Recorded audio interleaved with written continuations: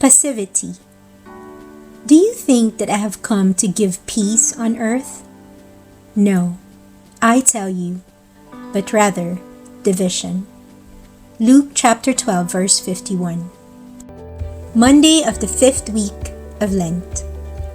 Earlier in Luke's Gospel, we read about an incident that makes more sense to Jesus' followers as they get closer to Jerusalem. Crowds were growing, tension was mounting, and as Jesus continued his journey to Jerusalem, many were growing uneasy. The scribes and Pharisees were scandalized and whispered among themselves. The disciples were troubled. The brewing tension was not what they had expected. Throughout it all, Jesus walked in composed silence, in communion with the Father, rooted in the Father and afraid of no one. Jesus then rose from his silence and shocked the crowds.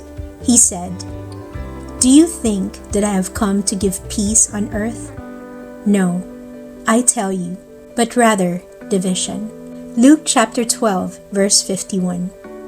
Jesus will not avoid conflict when it is necessary. Jesus yearns for his bride to be free from sin and restored to unfettered communion. Precisely because he loves his bride, Jesus rejects the notion that he has come to establish peace. He knows that peace is often confused with passivity. Jesus cannot redeem his bride by remaining passive. He must stay rooted in the truth. Far too often, we mistake passivity for peace.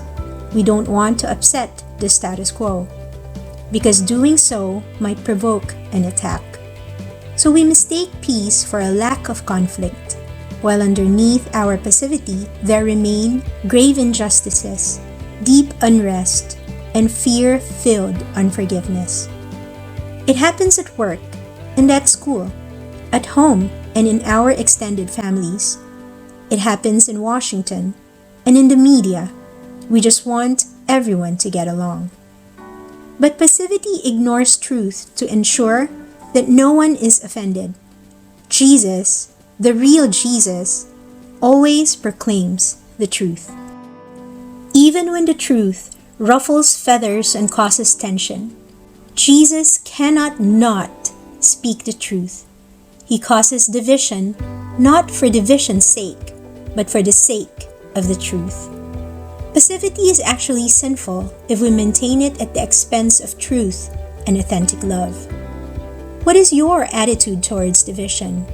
What is your attitude towards passivity? How far are you willing to go for the sake of authentic love? For your prayer, stay here for an additional 10 minutes. Today, return to the guided meditation from just a few days ago, Saturday of the 4th week of Lent. Repeat the meditation. But this time, keep Luke chapter 12, verse 51 in your mind, knowing that there is a difference between peace and passivity. How would you respond to Jesus' question? Will you promise to stay with me?